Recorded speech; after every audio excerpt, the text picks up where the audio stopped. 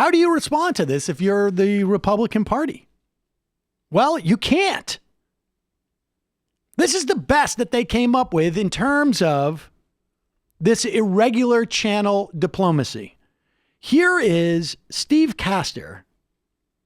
He is the Republican counsel. Now, the Democrats did a great job yesterday in terms of like laying this out and planning it.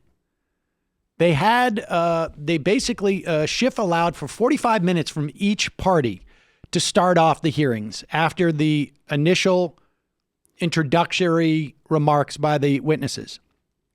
The Democrats, Schiff asked a question or two, and then he ceded the rest of his time to this guy, Goldman. What was it? Daniel Goldman, who was an exceptional attorney in asking. And we'll see how he does when it comes time for when he has a hostile witness like a Sunderland next Wednesday. But the Republican counsel, this guy was working on Benghazi when I think it was just sort of like, it was a little bit more clear. They're just trying to create a fiction.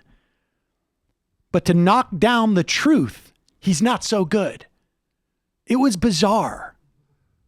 Here's a perfect example of Steve Castor's inability to, it really did feel like this guy didn't, like he was just like hanging out playing video games.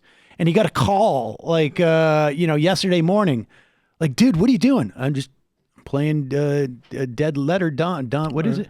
Red Dead Redemption. Or it's like you forget what time the show starts. Right. Yeah, exactly. I'm doing Red Dead Redemption. All right, listen, can you get over here in an hour? We need you to ask some questions. And he's like, okay.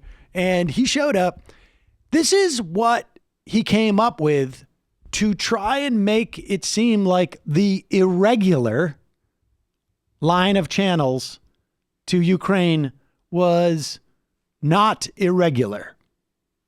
Ambassador Taylor, I want to turn to the discussion of the irregular channel you described.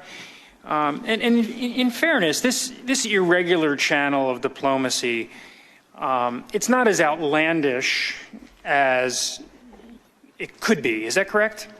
It's not as outlandish as it could be. Yeah, I agree, Mr. Castor. Okay, we have. There you go. That's it. That's his big point that he scored.